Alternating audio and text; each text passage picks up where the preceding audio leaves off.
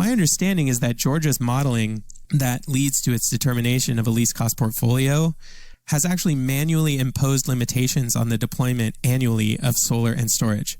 So in other words, the utility's own assessment of the technology is that they can't get enough of it quickly enough to meet large growth in demand.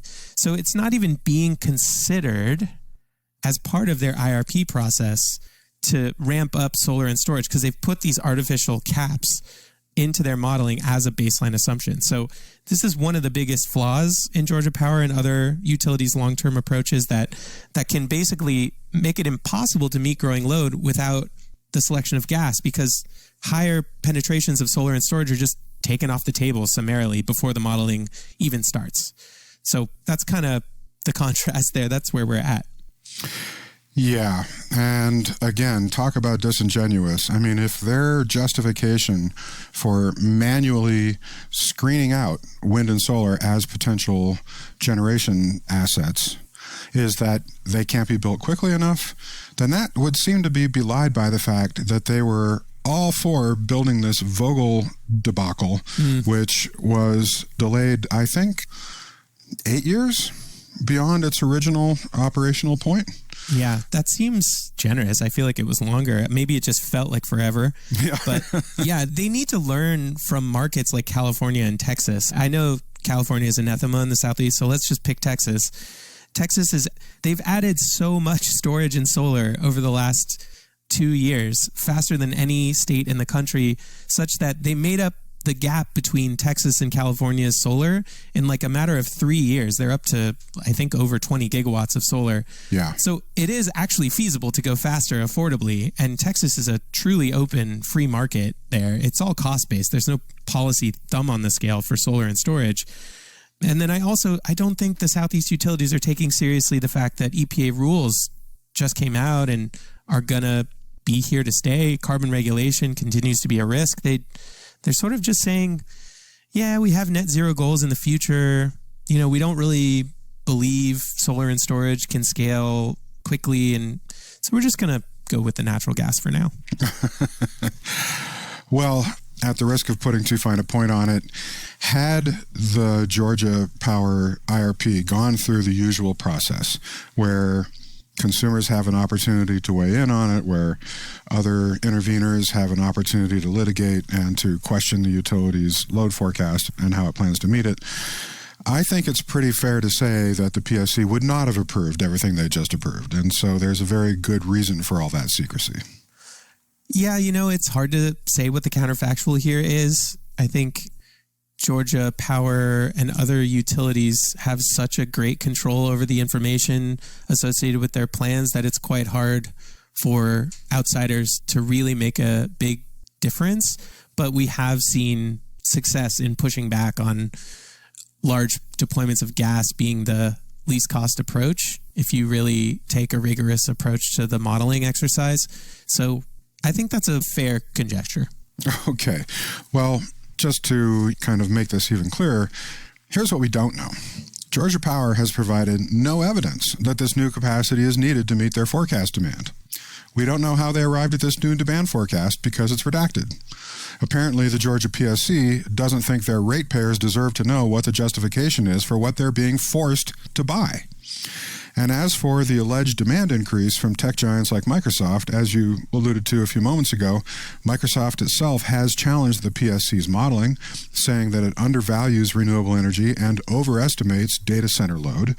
Part of the problem, Microsoft said, is that Georgia Power includes projects that are merely considering Georgia as a location, but haven't yet committed any funds or made a final selection, so it likely overestimates demand. And it said that the modeling, quote, will artificially favor non-clean technologies to meet the capacity needs since no capacity contribution is given to solar resources, end quote. Thank you, Microsoft.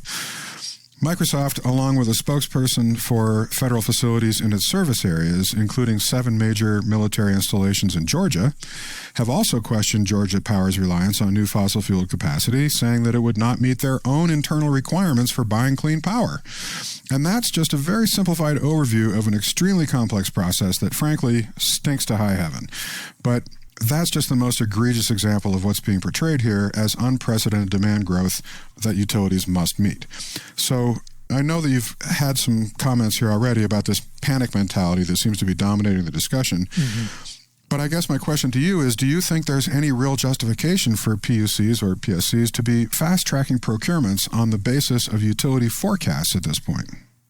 Like, is there any actual urgency to fast-track this, to go through an extra-legal process, to bypass the usual consumer protection opportunities? Is it really that urgent, or is this all just sort of a fig leaf for letting the utilities build more unnecessary capacity? Yeah, I think no, but even if there's a fast track, to let the utility totally drive the process and go with just a combination of essentially peaking or baseload gas and, in Georgia Power's case, oil-fired power plants, kind of misses a whole range of solutions that can come online just as quickly, if not faster, than a new gas-fired power plant, which may have its own supply chain issues, by the way. Yeah. So, yeah, I don't think so. I mean, the thing, like we talked about, that's causing this panic is large data centers and large industrial loads. I'm not sure exactly what's driving the urgency of saying yes to all of it on a really expedited timeline. Like, these loads, these data centers, if there's not enough capacity, they can wait. What is the social harm exactly that we're solving for here? That confuses me. So to me, if that is the thing that's driving the panic mentality, there is some pushback you can put on those new loads and say, okay, here's the capacity that we have. You can't join our grid so quickly if you're also going to exacerbate our reliability risk. So we can offer you this much capacity on this timeline, and you can have an interruptible tariff. And then into the future, we will build out our capacity on a normal sort of procedural schedule that allows for regular order. And eventually you may have access to power at all times of the day or whatever. So the lack of flexibility and innovation here is particularly frustrating. We can't see the direct negotiations that are happening, but that's one thing that I just frankly don't understand. But even if you have this panic mentality, I wanted to just cover a few solutions that regulators should be considering. We did this paper called Meeting New Demand Growth Without New Gas, where we covered kind of 6 key solutions. And if there's one takeaway I have for regulators, it's that they cannot forget about the demand side. And by this, I mean both efficiency, demand response, and behind-the-meter generation and storage. These things can come online quickly, and they are also part of the reason we stopped having to build new coal-fired power plants in the late 2000s. This whole question of how to meet new demand deserves further explication, and that paper that you and your colleagues have done, I think, is a really important contribution to this whole question. I mean, even if we thought that there might be some states where PUC might have sufficient justification to subvert the usual procurement process and fast-track new IOU spending to meet expected demand, there's this whole nother set of questions that we should be asking about the best way to meet it, because it looks like all the utilities that are issuing these calls for new capacity are only interested in meeting it with the most long-term expensive way, by building new gas plants or possibly new nuclear plants. Which certainly makes sense if their goal is to increase their returns on their capital spending, to increase their own revenue.